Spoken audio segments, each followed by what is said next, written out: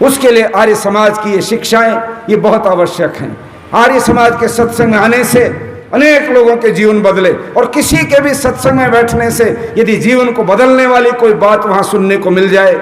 तो एक बात मनुष्य के जीवन को बदल सकती है। एक वैज्ञानिक पंडित गुरुदत्त विद्यार्थी, विज्ञान का विद्यार्थी और इतना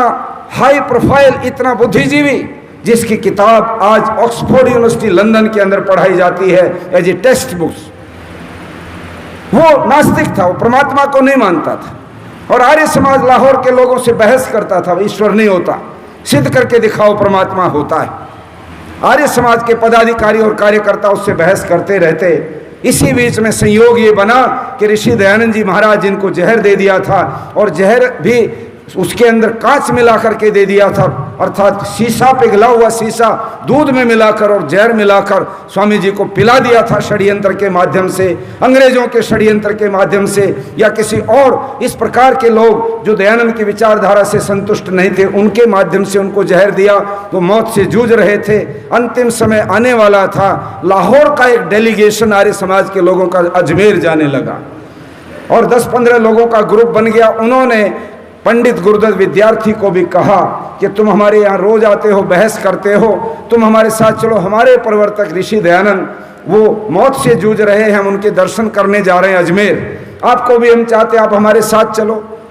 गुरुदत्त विद्यार्थी ने पहले तो मन नहीं था, परंतु फिर सोचा चलो इनके गुरु को भी मिलेंगे, देखेंगे कैसे हैं वो, जिनकी ऐसी बातें जिनसे ये बहस करते हैं, अच्छा रहेगा। इस बात के लिए तो एक इतिहास पुरुष है, वो उनसे मिलने में मुझे बड़ा सौभाग्य होगा, ये विचार मान करके वो उनके साथ चले गए। ऋषि दयानंद विनायक कोठी के अंदर एक बड़े हॉल के अंदर बैठे हैं पलंग के ऊपर, और उनके पलंग के ऊपर खून बह रहा है,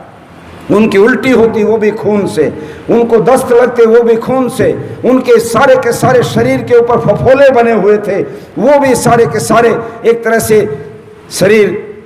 फूट फूट करके सारा का सारा घायल हो रखा था। और उस अवस्था में भी दयानंद के चेहरे के ऊपर शिकन नहीं थी, चेहरे के ऊपर एक कांति और ओज उनका अलग से दिखाई देता था। ये देखते देखते थोड़ी देर के अंदर दयानंद बैठ गए और बैठ करके कहने लगे आप सब लोग मेरे पीछे आ जाओ और इसके सारे दरवाजे खोल दो। जब ये बात कही तो सब आर्य समाज के लोग 50-100 लोग जो जगह जगह से आए थे, स्वामी दयानंद की जो चारपाई थी, बिस्तर था, उसके पीछे आ गए और दरवाजे खोल दिए। किंतु एक दरवाजे के साथ चिपक कर वो वैज्ञानिक बुद्धि का नौजवान गुरुदत्त विद्यार्थी वो खड़ा रह गया। उसकी एक इच्छा थी मैं देखूं अब क्या घटना घटती है। जिस व्यक्ति की इतनी बड़ी बुरी हालत हो रखी है कि उल्टी भी खून की आ रही है, दस्त भी खून का होता है, शरीर छलनी छलनी हो गया है, फूट रहा है, और उसके बाद भी उसके चेहरे पर एक बड़ी खास किस्म की रोशनी, एक खास किस्म का तेज ओज और प्रसन्नता झलक रही है। आखिर ये घटना है क्या? उस समय वो गुरुदत्त वहां से कोने से देख रहा, और देखते देखते थोड़ी देर में क्या होता है, महर्षि दयानंद का वो अंतिम समय आया और उन्होंने प्राणायाम करके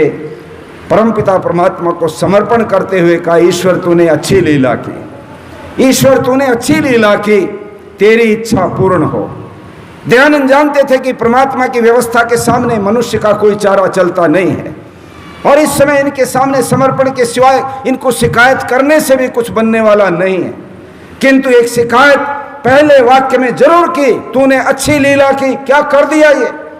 मेरा तो बहुत बड़ा प्रोग्राम था, 1 करोड़ लोगों के हस्ताक्षर करा के मैं इस धरती के ऊपर जो गोवंश का विनाश हो रहा है, जो गो हत्या हो रही है, वो गो हत्या बंद कराना मेरा लक्ष्य था। मैं महारानी विक्टोरिया को 1 करोड़ लोगों के हस्ताक्षर करके और उसको एक मेमोरेंडम देना चाहता था। मैं वेद की विद्या को एक एक व्यक्ति तक पहुंचाने के लिए कृत संकल्प था। मेरे सामने बहुत बड़ा लक्ष्य है कि जो बेटियों को ये समाज नहीं पढ़ाता,